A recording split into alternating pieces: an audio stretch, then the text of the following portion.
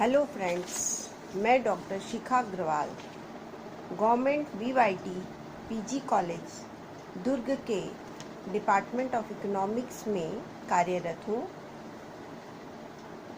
मित्रों, आज हम इस वीडियो में MA 4th सेमेस्टर के 4th यूनिट या 5th यूनिट सार्वजनिक व्यय टॉपिक पर चर्चा करेंगे। हमारी चर्चा के मुख्य बिंदु इस प्रकार होंगे। पहला, सार्वजनिक व्यय क्या है या किसे कहते हैं, व्हाट इज पब्लिक एक्सपेंडिचर। दूसरा, सार्वजनिक व्यय का महत्व, इम्पोर्टेंस ऑफ पब्लिक एक्सपेंडिचर। तीसरा, निजी व्यय और सार्वजनिक व्यय में क्या अंतर है, what is the difference between private and public expenditure.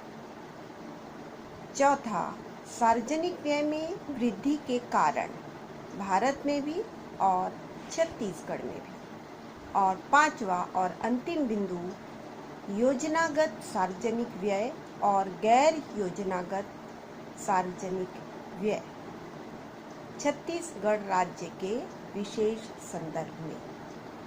तो साथियों, जैसा कि हम जानते हैं, सार्वजनिक व्यय लोक वित्त का एक महत्वपूर्ण विभाग है। सरल शब्दों में सार्वजनिक व्यय से तात्पर्य उन व्ययों से है जो सरकार के द्वारा देश की सुरक्षा, आर्थिक विकास और समाज कल्याण पर व्यय किया जाता है। सामाजिक कल्याण पर व्यय किया जाता है। जहाँ तक भारत का सवाल है, भारत में सार्वजनिक व्यय को संविधान के प्रावधान के अनुसार राजस्व व्यय और पूंजीगत व्यय में विभाजित किया गया है। अब यहाँ पूंजीगत व्यय आया। पूंजीगत व्यय सरकार की आय पर भार नहीं होता। ये व्यय ऋण और अन्य स्रोतों से या अन्य कोषों से इनका व्यय किया जाता है। तो साथियों, भारतीय अर्थव्यवस्था में आज सरकार की भूमिका काफ़ी महत्वपूर्ण हो गई है। सरकार की भूमिका जो नियंत्रक की थी, मेरे अनुसार आज एक नियामक के रूप में बदल गई है। सरकार वो है जो हमारी अर्थव्यवस्था को नियंत्रित करने वाले विभिन्न कारकों के रूप में निर्णय लेती है और जनता के कल्याण को ध्यान में रखते हुए नियम और कानून बनाती है। तो इस तरह सार्वजनिक व्यय से आशय क्या हुआ? सार्वजनिक व्यय से आशय आर्थिक विकास पर किया गया व्यय और सामाजिक कल्याण पर किया गया व्यय ही सार्वजनिक व्यय है। तो अब हम अपने दूसरे पॉइंट पर आते हैं। हमारा दूसरा पॉइंट है सार्वजनिक व्यय का महत्व। हमारा दूसरा topic importance of public expenditure है। साथियों, आज सार्वजनिक व्यय का महत्व विकसित और विकासशील दोनों तरह के राष्ट्रों के लिए बढ़ गया है। हम इस महत्व को इन बिंदुओं के तहत देख सकते हैं कि किसी भी अर्थव्यवस्था में सार्वजनिक व्यय का क्या महत्व है। हम इन्हें कुछ पॉइंट्स के अंतर्गत देखेंगे। जैसे पहला, आर्थिक विकास में सार्वजनिक व्यय का महत्व। आर्थिक विकास में पूरी तरह से बहुत ज़्यादा महत्व होता है। आर्थिक विकास में, संतुलित विकास में इसका बहुत ज़्यादा महत्व है। संतुलित विकास, सरकार पिछड़े क्षेत्रों पर धन व्यय करती है जिससे देश का संतुलित विकास होता है। दूसरा है वैज्ञानिक अनुसंधान में महत्व। वैज्ञानिक अनुसंधान में महत्व अर्थात खोज और अनुसंधान पर सरकारी भारी मात्रा में व्यय करती है, या हम यूँ कहें कि बजट का एक बहुत बड़ा भाग इस पर व्यय होता है। अगला है सार्वजनिक उद्योगों का विकास। समाजवादी समाज में आधारभूत उद्योगों पर लोक व्यय करना होता है, जिससे कि इसका महत्व और अधिक बढ़ जाता है। अगला है मानवीय पूंजी निर्माण। मानवीय पूंजी क्या होती है मित्रों? मानवीय पूंजी शिक्षा, स्वास्थ्य मानवीय पूंजी के कारक होते हैं या एलिमेंट्स होते हैं जिन पर सरकार को भारी मात्रा में व्यय करना होता है। अगला है आर्थिक सहायता। सरकार निजी उत्पादकों को आर्थिक सहायता देती है और उनको प्रोत्साहित करने के लिए, उत्पादन बढ़ाने के लिए सहायता की आवश्यकता होती है, जो सरकार सार्वजनिक व्यय से देती है। कृषि विकास। कृषि विकास में अल्पविकसित देशों में सरकार की शक्ति, सिंचाई आदि पर भारी व्यय करना होता है, जिससे कि लोक व्यय का महत्व और अधिक बढ़ जाता है। पूंजी निर्माण पर। पूंजी निर्माण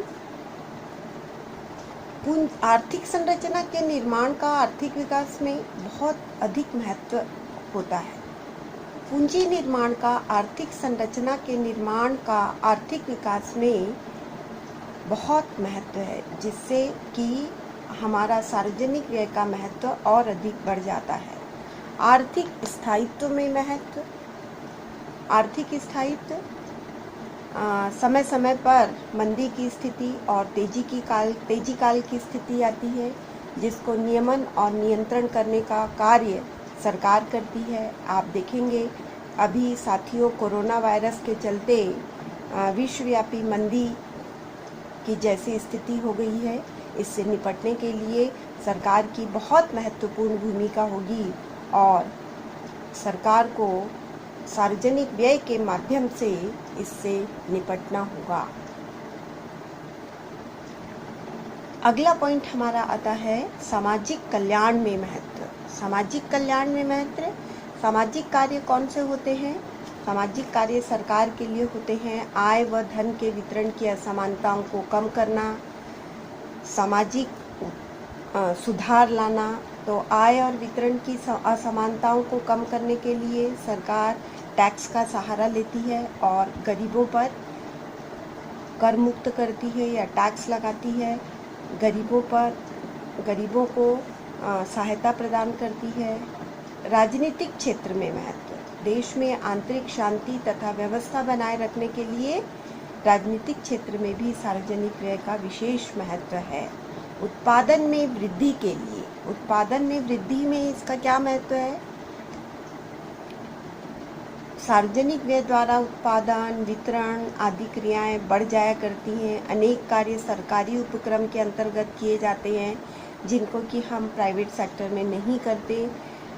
इन महत्वपूर्ण उद्योगों के संचालन के लिए सरकार का महत्व बहुत बढ़ जाता है या सार्वजनिक व्यय का महत्व बहुत बढ़ जाता है।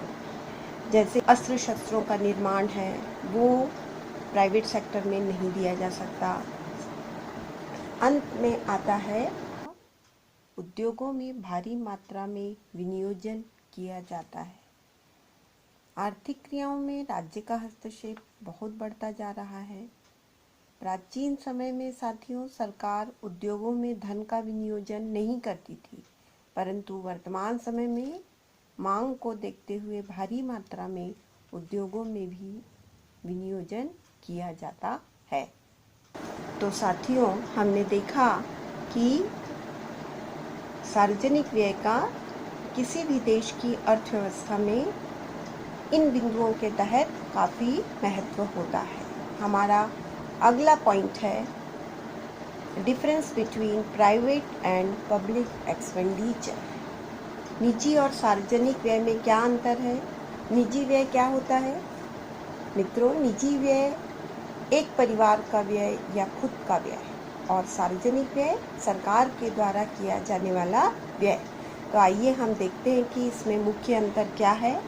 देखें इस टेबल में। पहला, मितव्ययिता में अंतर।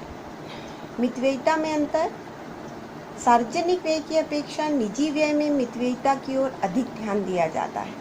व्यक्ति अपने व्यय से अधिकतम उपयोगिता प्राप्त करने की कोशिश करता है। तथा अपने व्यय को इस ढंग से व्यय करता है कि उसे सभी वस्तुओं पर व्यय करने पर सीमांत उपयोगिता बराबर रहे, जबकि सार्वजनिक व्यय के अंतर्गत सरकारी आय में किसी भी प्रकार का सीमांत उपयोगिता या त्याग नहीं किया जाता है। ठीक है, तो दूसरा आय व्यय का समायोजन में अंतर, adjustment of income and expenditure. निजी व्यय आय के आधार पर समायोजित होता है, जिसमें बजट तैयार करके आय के अनुरूप ही व्यय की मदों को सम्मिलित किया जाता है। अर्थात व्यक्ति कपड़े के आधार पर क्या करता है, कोट काटता है, cut your coat according to cloth. परंतु सार्वजनिक व्यय राज्य की आय पर निर्भर न होकर व्यय की मदों पर निर्भर होता है। अर्थात पहले व्यय तैयार होता है, उसके बाद आय निर्धारित होती है। तो साथियों, हमारा अगला बिंदु है उद्देश्यों का अंतर। निजी व्यय का कार्यक्षेत्र जो होता है वो स्वयं के लिए या परिवार के लिए होता है, जबकि सार्वजनिक क्षेत्र बहुत व्यापक होता है, उसका कार्यक्षेत्र बहुत व्यापक होता है तथा सरकार को इसमें उदार व्यय नीति का पालन करना होता है। नेक्स्ट बिंदु है नियंत्रण का अंतर। निजी व्यय पर एक व्यक्ति का या परिवार का नियंत्रण होता है, परंतु सार्वजनिक व्यय पर संसद का और ऑडिट डिपार्टमेंट का नियंत्रण रहता है। सार्वजनिक व्यय का ऑडिट होता है, प्रत्येक सरकार को अपना व्यय का हिसाब किताब देना होता है, जबकि व्यक्ति हिसाब किताब देने के लिए बाध्य नहीं होता है। नेक्स्ट पॉइंट है हमारा लोच का अंतर। निजी व्यय में लोच बनी रहती है, व्यक्ति उसे अपनी आय के आधार पर कम और ज्यादा कर सकता है, जबकि सार्वजनिक व्यय में लोच का पूर्णतः अभाव पाया जाता है, उस व्यय को घटाना बढ़ाना संभव नहीं हो पाता। नेक्स्ट पॉइंट है हमारा प्रभाव का अंतर। निजी व्यय का प्रभाव सीमित होता है, जबकि सार्वजनिक व्यय का प्रभाव व्यापक होता है। निजी व्यय सावधानी पूर्वक न करने पर उसका प्रभाव व्यक्ति पर पड़ता है, इसलिए निजी व्यय बड़ी सावधानी पूर्वक किया जाता है और सार्वजनिक व्यय का बहुत व्यापक प्रभाव होता है। लाभ की मात्रा में अंतर है ना, सार्वजनिक व्यय से बहुतों को लाभ होता है, जबकि निजी व्यय में बहुत ज़्यादा लोगों को लाभ की प्राप्ति नहीं होती। तो मित्रों, ये मेरा वीडियो था, संभवतः आपको पसंद आएगा। इसका सेकंड पार्ट हम बहुत जल्दी देखेंगे।